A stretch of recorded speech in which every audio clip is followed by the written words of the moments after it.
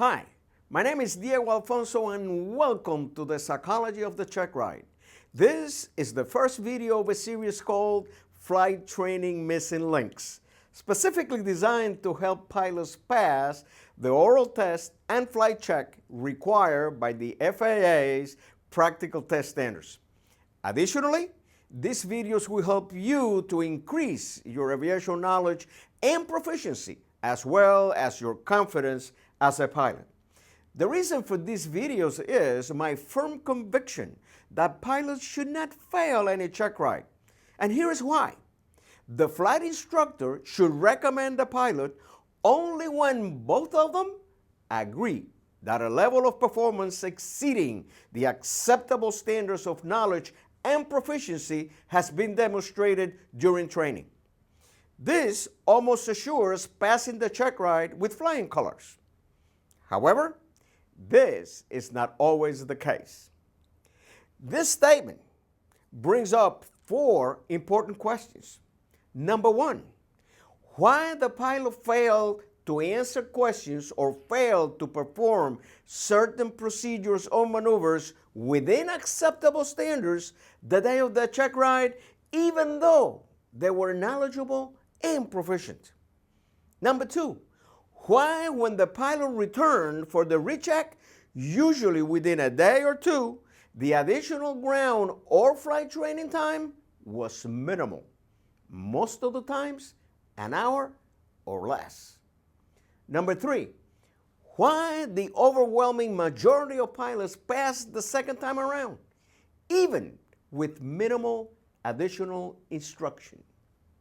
And the last and most important question, which I consider to be the $64 billion question is, did the pilot learn what was required in the additional training time, or there was something else preventing the pilot from exhibiting the knowledge and or the proficiency that was in place the first time around? I thought that the best way to find the answers to these questions and the real reasons why pilots fail check rides was to ask applicants during the post-flight briefing, whether they pass or fail, it didn't matter. What would they have done differently in order to have a better outcome during the check ride? The research showed me three troublesome findings. The first finding was that of all the pilots that failed the check ride, 91% of them were knowledgeable and proficient. And only 9% failed because they were neither knowledgeable nor proficient in certain tests. The second finding was that of all the pilots that did pass the first time, about 72% of them admitted that if the check ride lasted any longer, they might have failed because they were getting very close to their performance limits. The third finding was that most of the pilots, including the ones that passed, were doubtful that they were going to make it through the check ride. That in itself is a sad thing, my friends. These findings led me to an amazing discovery. 9 stressors were identified.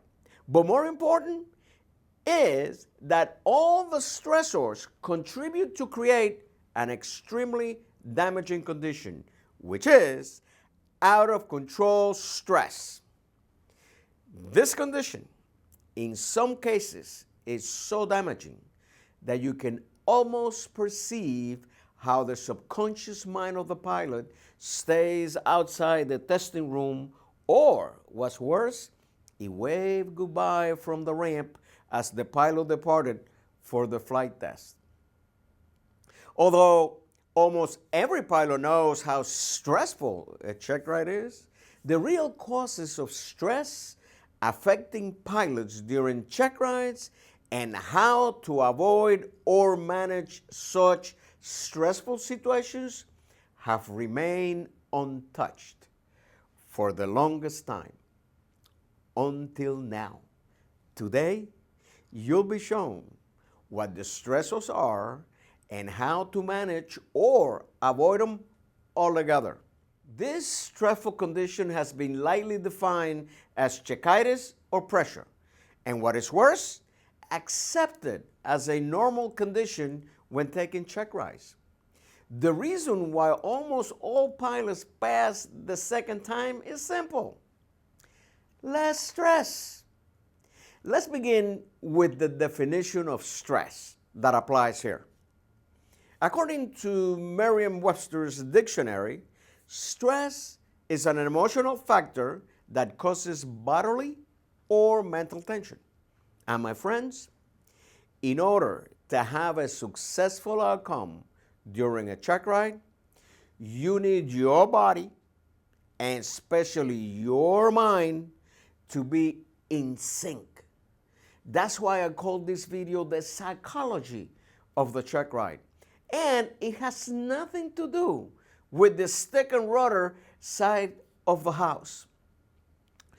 It's my humble opinion that the culprit in hiding stress as the main cause of failure is the notice of disapproval, the infamous pink slip. If we audit all the notices of disapproval, the great majority of them list only 3 basic reasons for failure. Regardless of the narrative, either the pilot did not know something or did not perform properly a given procedure or maneuver, or exhibited poor judgment while making aeronautical decisions in certain areas during the check ride. However, that is not always correct. There's more than meet the eye here. These are only the symptoms, and we as flight instructors and pilots concentrated on treating them instead of finding the sickness.